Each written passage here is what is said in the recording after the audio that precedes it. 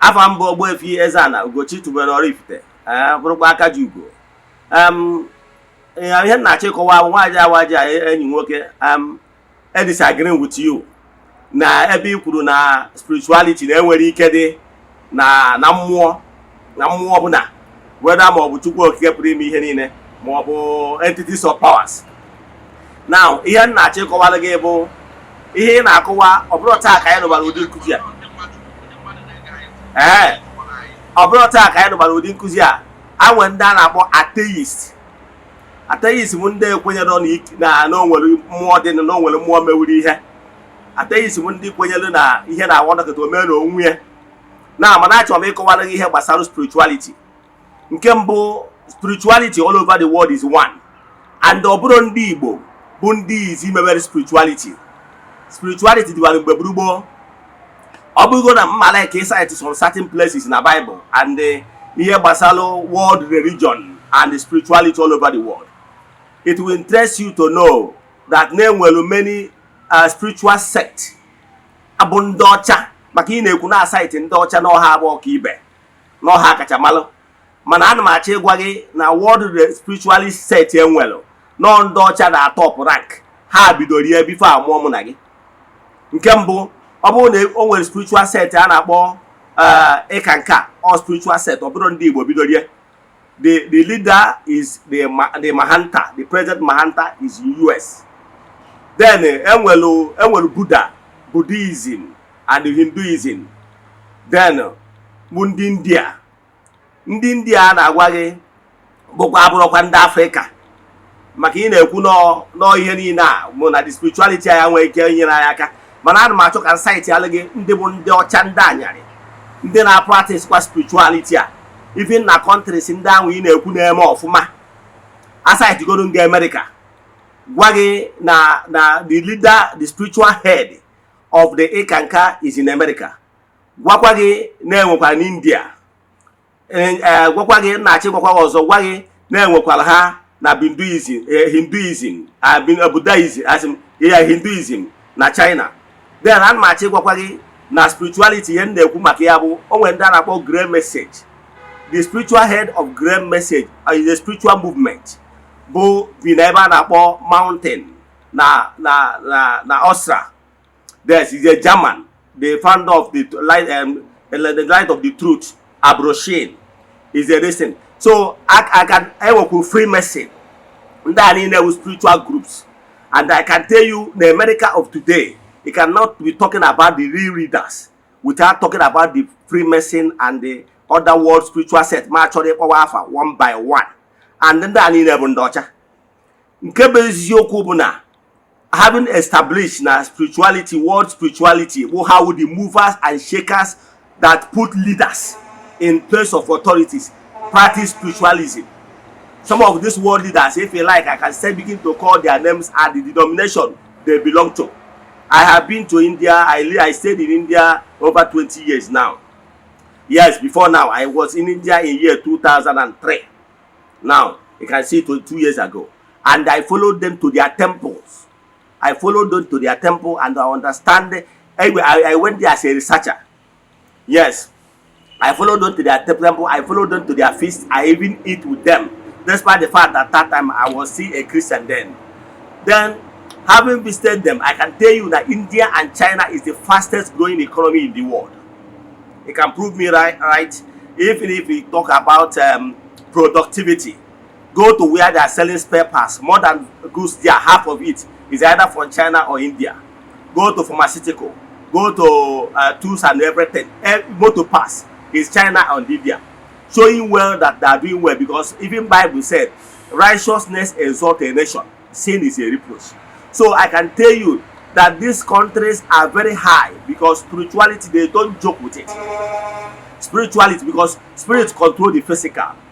Before you can be talking about vision, knowledge, productivity, is inspiration and knowledge received because this phone you are using now, the Android, is someone's imagination. Someone perceive it as a vision and bring it into the life as an aloptia. So I can tell you that these countries not into deep spirituality, because Chinese and Indians are deep into spirituality, even America.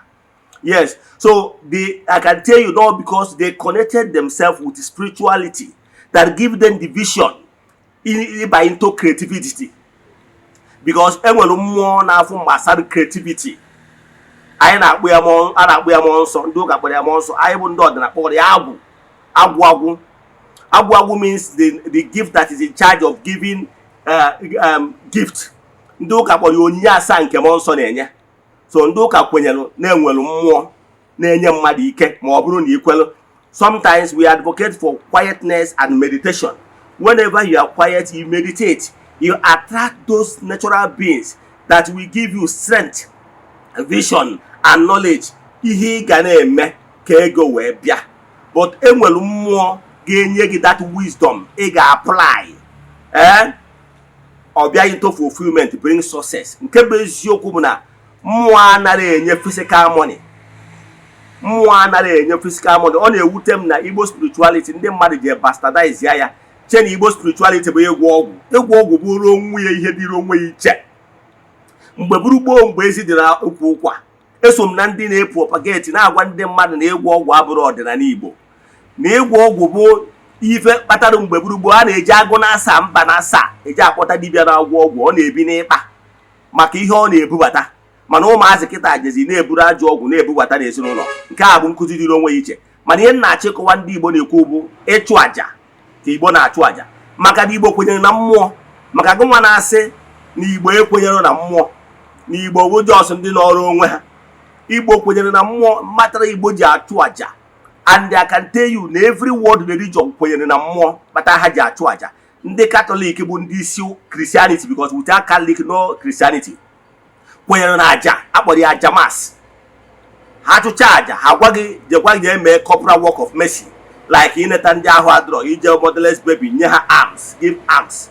Catholic kwenyere na ịchụ aja. Then ha kwetara aja dị iche iche na-eweta mgbaghara mmehie and the rest of them, all spirituality. Ndị ụmụnne anyị ndị na-eti isi n'ala ka m were baya mabatụ kwenyelu na aja a na-akpọ ya zaka. Ha kwenyelu na mmadụ ga-eje chụọ aja ahụ adị na onwere ngosi so aja ọmụ na mmadụ chụrụ. And Igbo spirituality is centered on ịchụ aja, ọ bụrụ ịgwọ ọgwụ. I keep saying it. Then ihe ọzọ na-achịkọwara gị bụ na ihe gbasara spirituality bụ na Chukwu bụ mmụọ, Chukwu bụ divine. Chukwu abụrụ mmadụ. Mmadụ can never be perfect like Chukwu okike pụrụ ime ihe niile. Na-enwere the unmovable mover, onye kere ụwa dum, kechi ụwa wee nye mmadụ. The spark of him is in n'ime mmadụ. The spark onye ka Bible ji wee kọwaa na anyị yiri Chukwu n'obi anyị. The spark of Chukwu okike dị n'ime mmadụ. Onye ọ bụ the spirit, the spark of God n'ime mmadụ. Now that spark of God mere o ji wee gwa anyị na Genesis chapter 1. Now anyị jee mụbaa ụwa, create, procreate, that dominate ụwa. So God have given us man authority to make this world a better place. So by so doing, onye ga anyị opportunity ka anyị na-create, na-esi n'ike wee na-abanye n'ike. So we have the power to create and make this world a better place.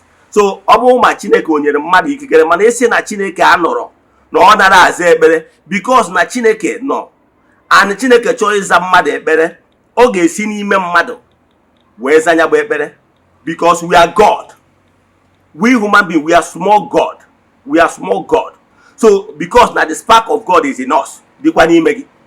All spark of God agadị n'ime gị melo ọ bụrụ na nchụaja ị na-ekwu okwu na mmadụ ekwesịrị ikpe ekpere ma mmadụ ekwesịrị ịga ọfọ, that is ikwere na aga ọjọọ ọfọ si je eme ihe ekwuru. Yes, anyị wa kwenyere bụ ndị ezigbo ọdịna kwenyere na ije chụcha aja gaa ọfọ, you must have something big. Maka na ọ bụ na ihe ahụ ị na-eme ka Chukwu okike ga-eji gọzie gị.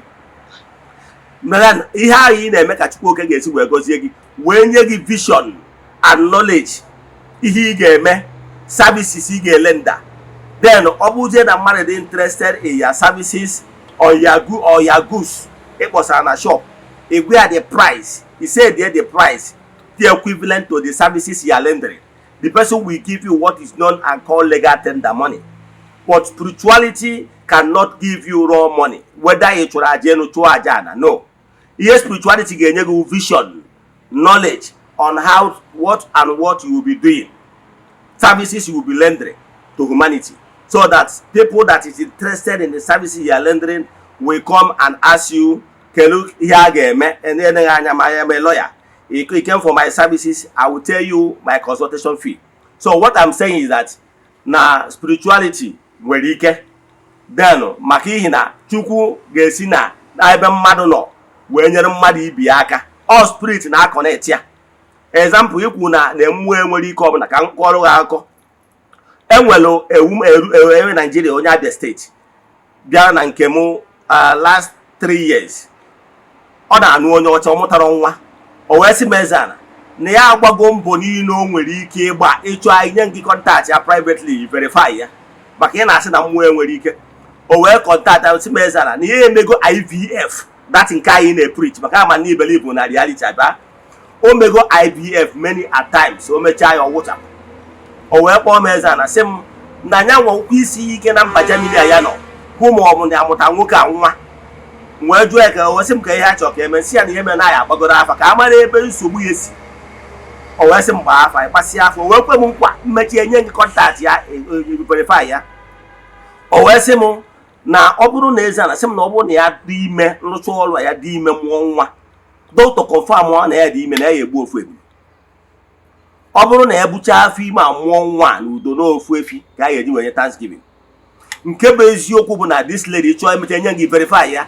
Ọ bụrụ na obee ya agbasị afa ngwa ya ihe a ga-eme na-enwere appeasement o kwesịrị ime na mmụọ ka mmụọ wee nyere ya aka ka ihe anwawa ihe bụ ogbochi na-agba ya ụta na mmụọ mee na ọ mụtara nwa ka e nwee udo obi.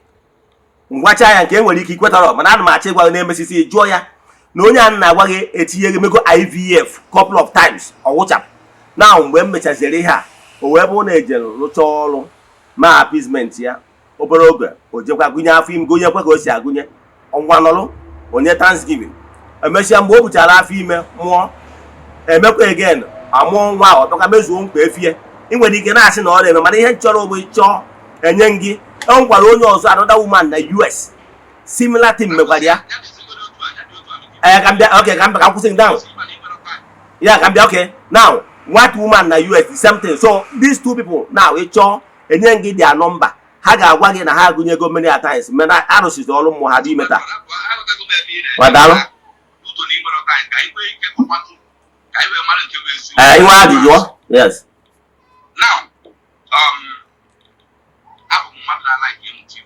Yes. But even I like him from something positive. I like the negativity. Okay. I like the invisibility. Yeah. I like the stability so much. I love reality, physicality, and the factuality. Yeah. If I'm a man and not evidence, yeah. Can we believe? Yeah. Because some people without evidence, yeah. I think a panty man. Yeah. What am I after that? See, I'm a kind of mind. I told them that he be a panty. Yeah. Was convinced that woman before panty. Yes. Now, at the beginning of their presentation, they said, then I will things. The thing is religion. I don't know things. Okay. Yes. And I don't know think or whatever. Even people get traditionalists to live. Now, in the Igbo tradition, I had that practice spirituality. Then when people ever ask me to them, yes, I believe in it. They believe even money, but they wouldn't but I had it more to achieve anything. Man, you believe on a more with Ike? You believe on a more with Ike? Huh?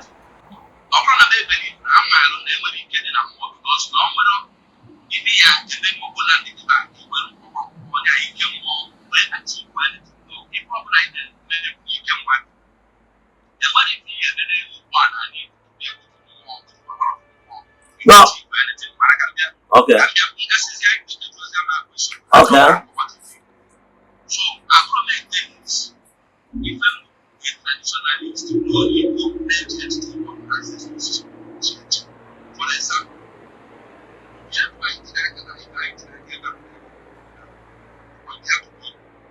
Huh?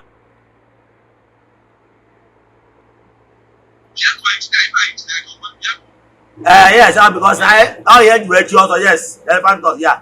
Now, if you fight get the spiritual power, more power, our ancestors will never put here. Okay, this is ọhịa bụ ihe eji ekike ndị chiri ọzọ ndị mere ihe ibe ha emewuro. Ịghọtara ya? Now, ichi ọzọ n'ala Igbo bụ the highest rank any Igbo man recognition any Igbo man nwere ike inwe. So once you were iru to that level, na iburugo onye chiri nze chi ọzọ, right currently as we speak, ọmụnwa bụ onye isi ndị nze na ọzọ na Oraifite niile worldwide. Now, ọ bụrụ na ichie data ọzọ anwa, ihe a kịta bụ a symbol na nwere ihe mmewuru ndị ọzọ emewuru. Daalụ.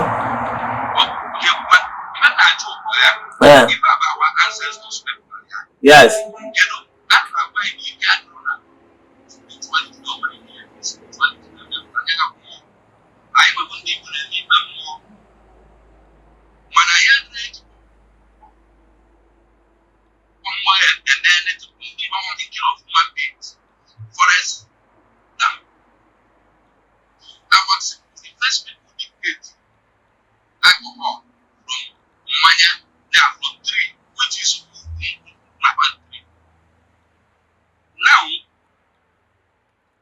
Ka onye nyere ha wisdom, ka eke ha si nweta the wisdom. Ọ bụrụ mmụọ nyere ha inspiration.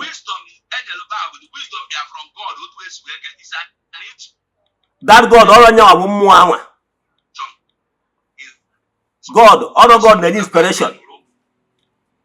Yes, all God na-enye ya mana ọ bụrụ na baje nọlụ na-agba afa ma ọ nọlụ na-ebe ekpere. Kedu ka isi mara nọ? Ga-ege isi mara na ndị be anyị aka ọzọ tụrụ mmụọ ewe gwa ha na eke esi ala ụlọ tinye na windo tinye n'ọnụ ụzọ a na-eri vegetable nke eri nke a bụ ọgwụ. Ọ bụrụ mmụọ dagwa directly ha ebe ikwu na ya n'idoro mmụọ nwa mmụọ nwere ya mewuru. Oh yeah. Yeah.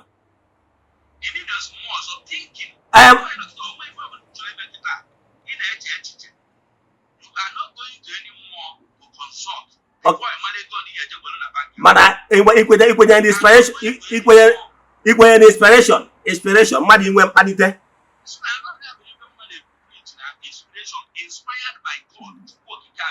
So I actually need mmụọ. There is mmụọ na ọdụ ka mmadụ ikwu ya onwe ya n'ọkụ ka o wee na recharge the wisdom ya and ihe niile o neediri iji be ndụ n'ụwa ọkụ ya. I'm coming. I want you to relax more. If you can get to okay. Okay. Now, our ancestors were able to produce many things with thinking, overall with power of more. Oh, so ordinary thinking. Okay. Even I need to today. I'm quite even I'm one people that's why you don't need people. Are you aware of that? I know what am I getting to? Now, but our ancestors were able to structure life. And they are today. Our ancestors are ndị Igbo na-elo taa. Ọ bụrụ ndị Igbo ka ọ ndị bịa na ala Igbo ndị ọcha ji were bịa etinye na anaba anyị okwu nene na anaba anyị. Our ancestors were able to in their time structure find food from It's not ndị ọcha bụ akpụ wee bịa. It's not ndị ọcha bụ akpụ wee bịa. Nọ ndị ọcha bụ akpụ wee bịa. Ya na ịma na ndị ọcha ịbịa be anyị aka dị bụ 200 years ọkwa ịma. Nye ị na-ekwu na akpụ adịbọ na Naịjirịa Igbo. Mba, ndị ọcha butere ụka na 1804. So iche eke ya if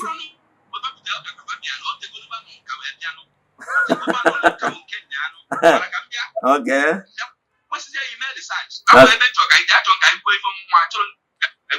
Okay. Now, our ancestors were able to structure five from that which either at one apple would live in or they go to the English and now, I'm going to I need to do from it. I was here that the only Ghana was a black and I enjoy one bush or you can go to well was from the same food our ancestors were even in that. Then African salad in China, I is African salad Afrobeat. Then in China, then the other comes and go Afrobeat and other ones. Now, I do aware no can be one after today, no can be who crime up here. Your child, your kind after today, we're gonna buy in your will of that. Why they give Ndocha credit? They hear in there was one thing I meant.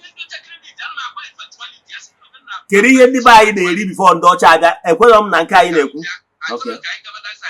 Can you contrary the hammer? Can you contrary the hammer in the apple? Country hammer is in all how good I apple. Hang with the apple that Befana area. Okay. Why giving credit to them?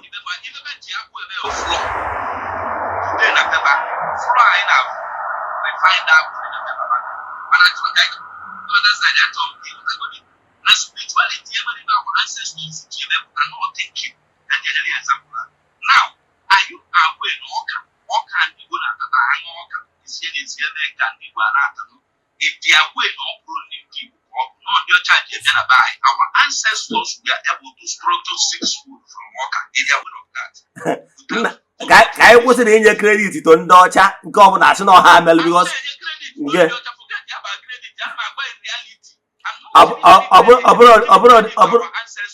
abroad reality, about the preach with that one because he cannot prove it that non-Ndocha goes right here at Walker. So I ain't born before Habia. I ain't born before Habia, no had Ioka. Yeah, maybe you quite rice. I always know logic and a fat kitchen. I don't get credit to Doja. I can give credit to our ancestors. As again, your child our ancestors, father talker, our ancestors were able to structure 5 from I disagree with this. The initiative of our ancestors. For example, our ancestors were like your child deny that. Your child deny.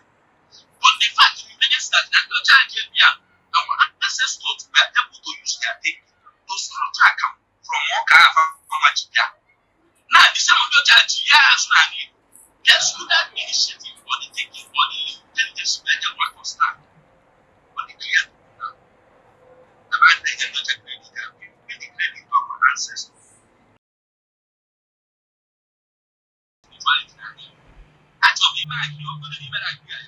But I don't agree with it. I don't agree. You didn't have need to buy they get them banny. Or what didn't buy a drop. So how I find their own? Why I find their own? Discussion is spirituality and the power of okay. Our ancestors I will whenever spirituality be powerless. I got our ancestors are the strong man your chaka and I'm not even your child. Our ancestors are the intelligent, educated, when doctors, nurses, many things before. I want to hit in a corner and didn't I hear one spirituality? Now then I hear one spirituality back. Yes. Okay, now okay. Okay. Our ancestors we get from thinking. Structure yoga, structure many things and that one. Can you tell the power of spirituality? Okay, one area. Yes, the power of spirituality is that all spirit in your inspiration. The process here, okay. Nige si near water, agidi. All more genye inspiration hour. Inspiration hour power of God on your bow. He ain't about thinking. All that inspiration. Get it? There is no human thinking without the inspiration. All inspiration are more. All inspiration are get trigger. In when you think about. Without inspiration, thinking is moveless. All that is all inspiration and no inspiration are more. My God, more than inspiration. Now in this generation, was there a single thing this generation to go to spiritual power where event or where neputa. Since you believe you know spirit now inspire those things before human beings and okay. Our ancestors were able palm wine structure 5 days or 6 days from palm tree. Fast year that we go people event oil, food oil and our ancestors invent red oil. Red oil and food oil can get alive. Now, okay.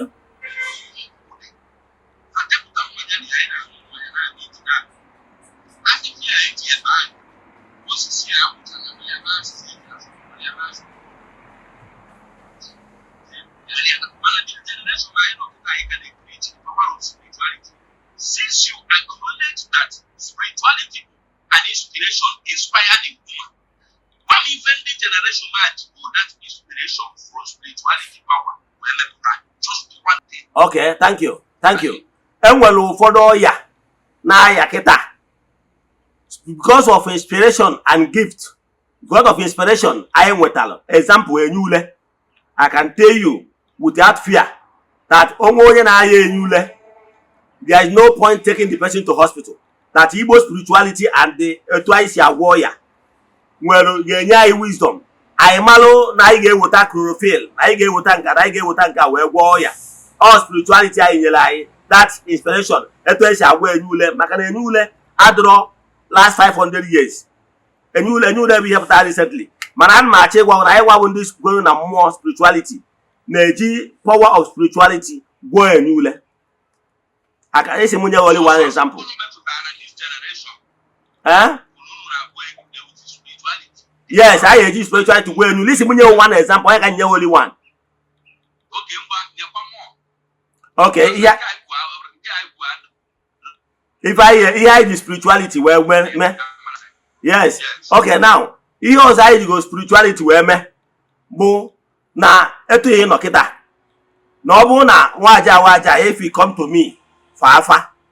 And when we keep what a mother 10, it will provide them mother 10. I will be able to look on them, balo half a mother 10 and waha, at least 90% of their problems without knowing them from day one. It's a gift.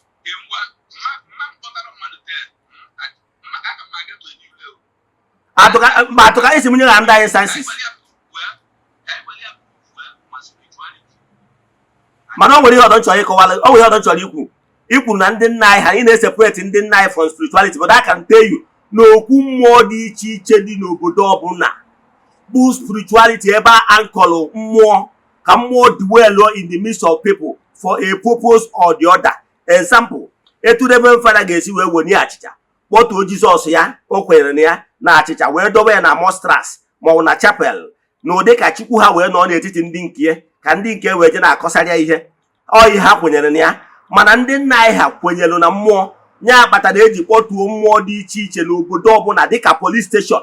Iji maatụ ihe police station na-alụ n'obodo ọbụla in the government wise bụ ịkpọtu authority ndị na-afụ maka nchekwa ka a bịa n'etiti ndị mmadụ wee maintain law and order.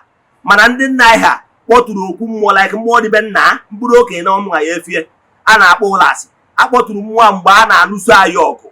Our neighboring town na-eji egota ndị abịrịba ndị abam na-abịa alụso anyị ọgụ ka anyị gbaa ọsọ.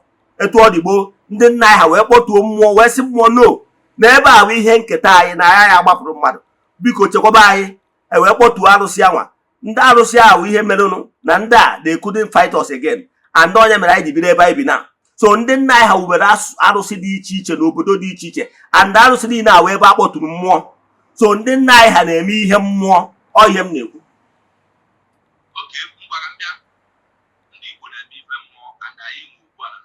Yes. Nke bụ isiokwu na arụsị dị be anyị icheju and verify ahụ m onye Oraifite wee neighboring town to Nnewi. O nwere a single bomb maka na mgbe e mere ihe ndị nna ha ji egodozie na mmụọ ihe anyị ndị Igbo anaghị efe arụsị.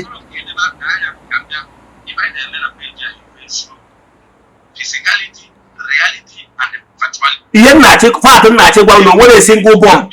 Okay. Okay.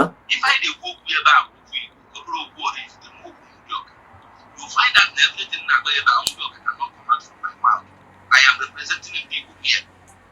Umudoka cannot die. I'm not trying to question asking the yes. Now our ancestors know more, but I'm here to correct you now. I don't know more than you. More I do than you for one. And very better than you do more of one eye. Our ancestors here come back to you. If I would have given anything than you, they are not powerful. But who more of one and than you, don't have another one man who will react to what I like to show here. See, I'm not that's the show you that you would show. Which more now, let's just say was it like I was saying, but I don't think about when we can wash off and say, I am one can't do anything. I don't think we can consign it. Now, see, let me say, I was when I die. Okay. I was sitting at the side of Kambia. But then, one time, when trying to question now, get the money now. What are going in the year 1967 to 1979 at Biafra? Let's not leave the market here. Okay. Thank you. I don't hear you that imagine the Bomat, you want boss of one diner, Mat. You can be na India on my research. I find them out on a 2 eyes where we come more on a bike as when a bar. More catch a money.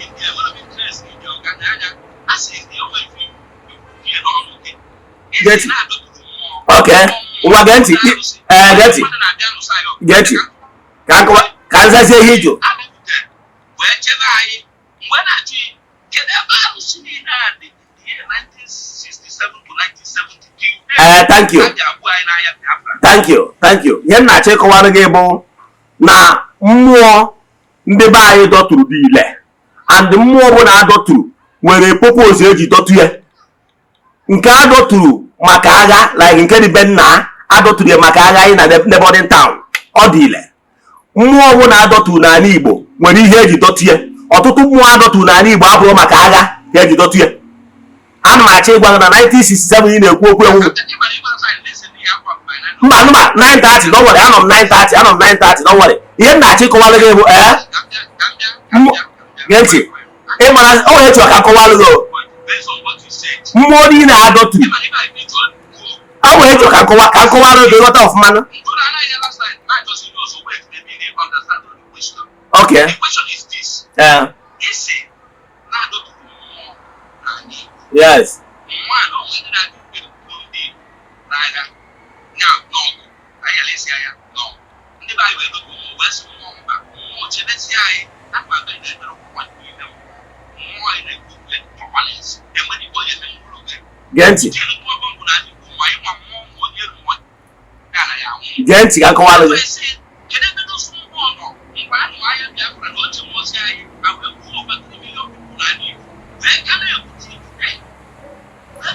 Ihe na-achọ ka nkọwalụ gị bụ na mmụọ niile dị n'ala Igbo adịgbagori thousands before anụ agha na primary purpose eji dọtụ ha abụrụ has nothing to do with agha Biafra.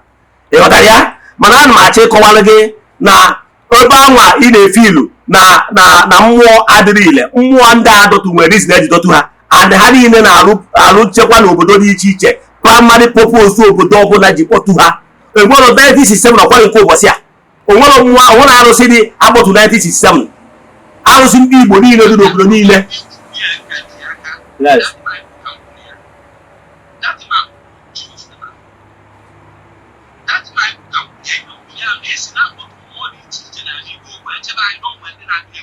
Yes. Yeah. I just want to prove more than anybody in our people. I may to more money. And I have your pride to go from more than I will be. And then when I do a child, the Tia and the Aya, now son and daughter, one of them, like a bag of as I speak to you. I can't get she be sure to go apply. I 3 days, I finish 7 and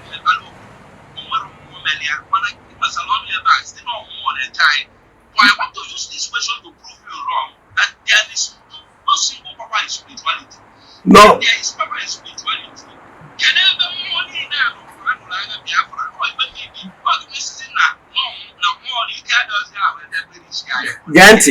Genti ka nkọwara gị adị ka si wee gwa gị na mbụ etu aka si agwa gị ihe mere na agha Biafra na-eme n'obodo dị iche iche all over the world, and ana m achọ ịgwa gị na obodo dị iche iche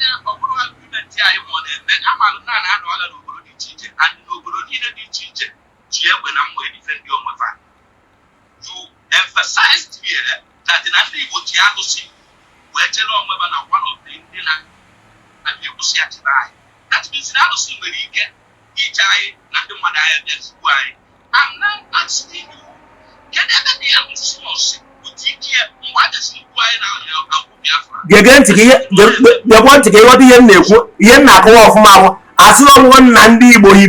because of Arab Biafra. No, Arab Biafra won't go, but I'm not n'ihe dị ihe arụsị ego o nwere nke wụ maka inye nwa, o nwere nke wụ maka interceding na so many other things has nothing to do with Biafra. mgbe ibere arụsị ndị a Biafra adịbọrọ.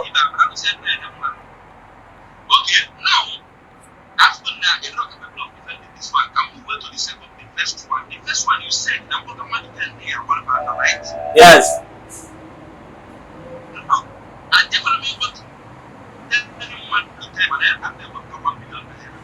Okay, let me give you another challenge. Another challenge here, you may give you.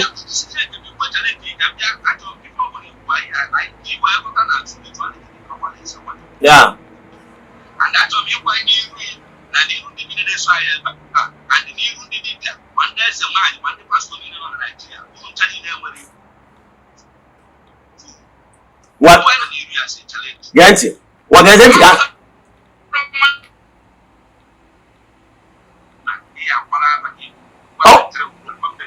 Oh, wait.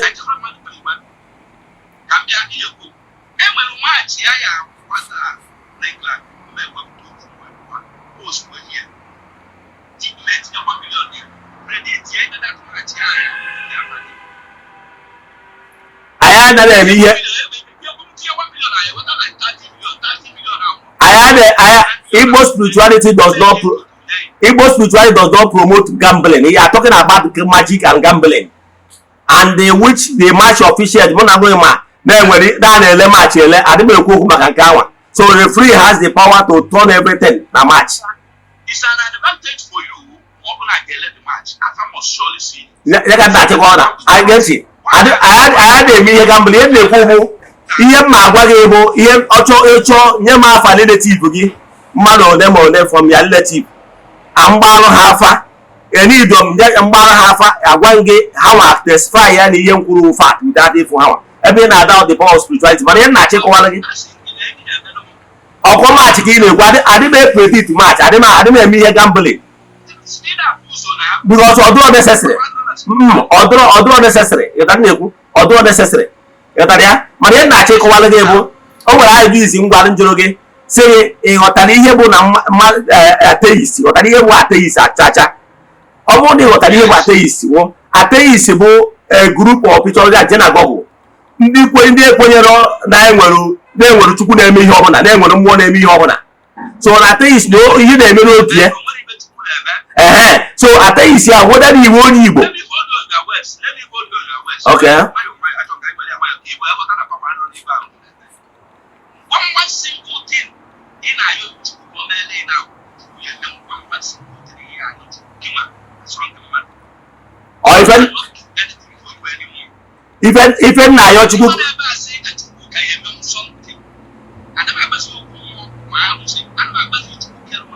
yeah.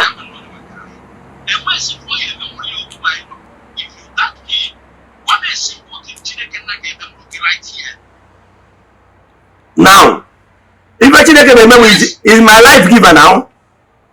You know that onye le mundo and onye wana onwe bia mba ne wana onwe genti mba ne wana onwe nyere mundo nwere ike etu onye mundo now. Why I need him is can know that his good book. You know that then can we dey what inspiration ihe ngana eme ka ndụ a wee continue. Isi na Chineke enwere ike bụ mmadụ ịma the whole world aka, the whole world pụtakwa na spirituality o. Ịghọtara? So isi na chi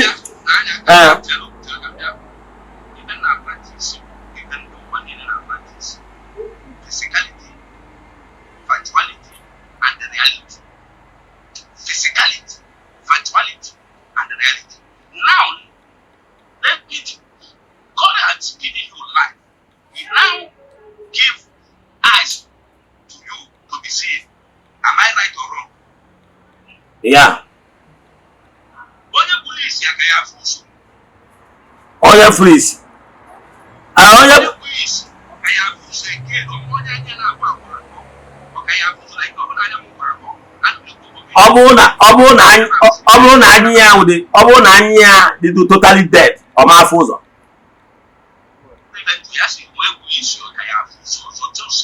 Onye kpuru isi na onye kpuru isi ọ ka ya afụ ụzọ. Onye kpuru total isi ama afụzi ụzọ. Mana onye kpuru partial isi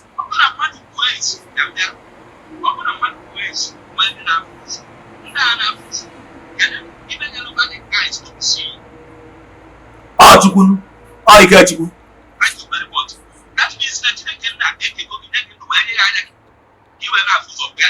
Yes. Now, onye nwere aka na onye na-enwere aka, kedu onye nwe aka? Ọ Chukwu kere mmadụ, nye mmadụ ihe niile. Onye nwere ọba, kedu onye nyere ọba? Ọ Chukwu. Chukwu nyere mmadụ ihe niile mmadụ nwere. Achọrọ ka ịgụbazara ndị Igbo niile n'ebe a mma n'onwe m. Isi na Chukwu nyere ya ndụ, mana ịchọ ka ị nọrọ na his book. Kedu puku ibe anyị chọrọ ịnọ niile before ị mara ihe eji anya iwe bụ ụzọ nwere ya eji. I want to know the book. Ị tagịrị ime? Sị, ajụ ndị na asị gị na gị nwa n'ebe a nwee ekpele, nwee kwa afa, nwee ibe spirituality, nwee ibe mere ka esi na ọnwa esi ime Chineke nna ya eke isi m na ọbụla mgbe esi gị ngwa gị kwuo ife ọ ya eme n'uru gị isi nne gị nọ na his book.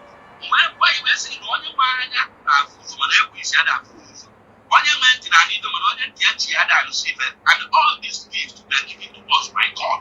Ọ bụrụ onwe nke nwere ọdịgo content na iwe esi na ya nọ na book of God. Mgbe na-achọ ike na okwu ibe anyị anụ before you know you can use your ear to hear, you can use your mouth to talk, the nose to breathe, the eye to see, the brain to think. Get it. Every human spirit here on earth still need God, still need spirit every time of the day. Apart from Chukwu. Yes, he needed God. He needed God. Get it. He needed God on daily basis. He needed his blessings. He needed his mercies on daily basis. So I needed him. Apart from him, we cannot exist. Ihe needed Chukwu okike bụ needed m ngozi ya. Needed m ebere ya.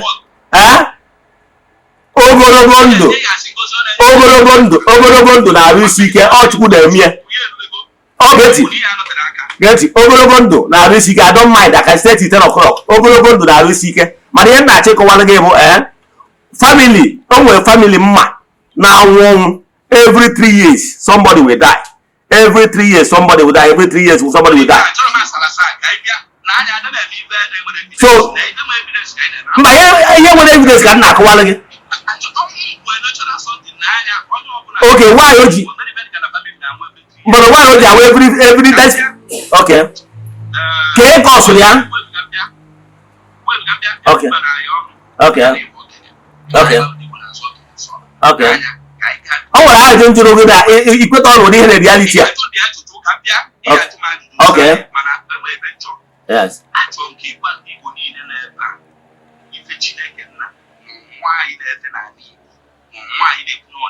Yes. Ife o mere m ka ọ ka emere m eme. Yes. Yes. Carelessness na-egbu ndị mmadụ bụrụ spirit. Okay. Enwere ife mmadụ ya eme n'elu ụwa na Igbo akụ family ndị mmadụ na-ahụ efe asị. Let the family be very careless. Power dịrọ n'elu mmụọ, mana ọ bụrụ isi na power dị more na spirituality. Tonki, but what do you mean more? And I'm not going more, and I'm going to yes. Yes. And the teacher, they even because I'm working on the menu on daily basis. All the menu na chukwu God and wisdom. They made research. The way God has been given to you. Apart from him.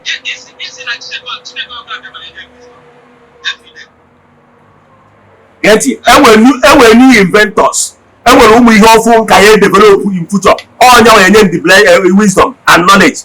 Whatever investment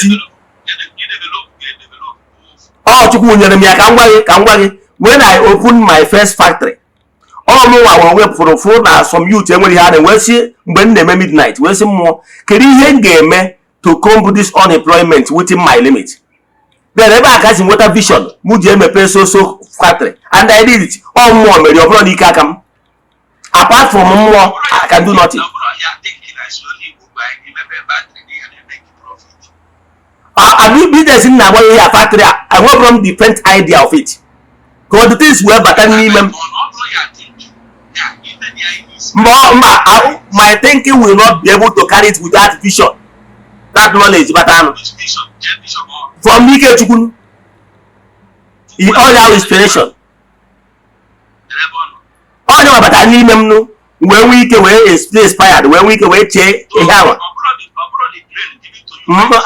that brain will be powerless without any the spring power guaranteed within the brain. The brain will not all. Okay, but don't know what our brain. Oh, you don't know what our brain. Man, our brain really man need a brain and all.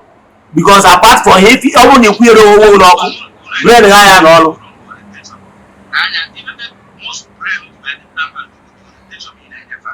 Listen, are you making use of your hand? Yes. Now, do you consult any spirit before you make use of your hand? Make use of my hand? Yes. Making use of my hand is.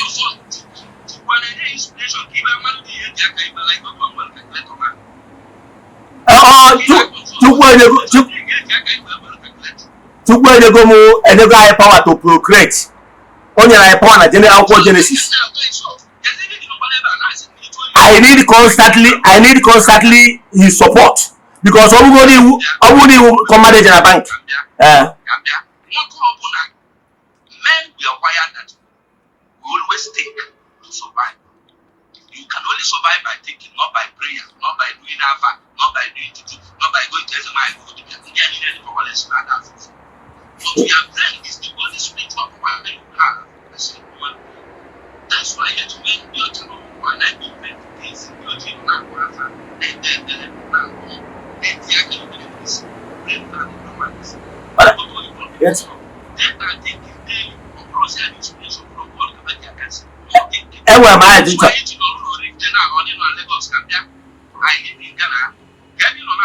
I'm not rift. Yes. Yes. Power given to man to create this thing or invention of somebody.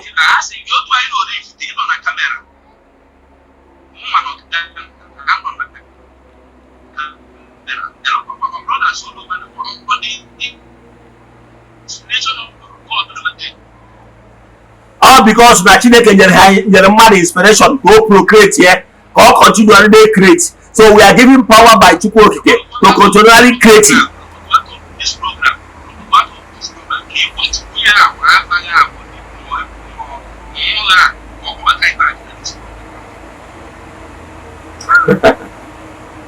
see.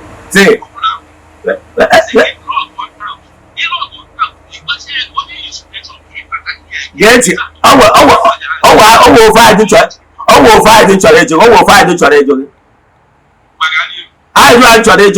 equal no family na my clan. Family within a space of every this family where one after 3 years or more baby. The second daughter nobody after 3 years that baby on o megdo we me three of them by at a stage ha chebe no coincidence na emere onwe mgbe 3 consecutive daughters una we after every 3 years ha we je do ese but ikwe no ri ha deme ma to call the whole story short mgbe afọ is out ihe mere nwaanyị bịara ije edi na be ha e we je ma appeasement na be nke nwaanyị bịara ije edi place recourse on the family the whole thing kwụsị ikwe no ri ha na-eme I nwere ike ịbịa na be anyị kpọje gị na family o mere. Okay. Education area ndị Igbo na anyị mana ntụ ya ajụjụ defend ya ebe anyị kita. Okay. Achọrọ m isi n'ebe anyị bụ abụrụ ejuju mana mma na ọ bụrụ ibe n'ebe mmadụ ya nwa dị nta. Enwere anyị dị ọzọ nwere. I will one question again. Okay. Okay.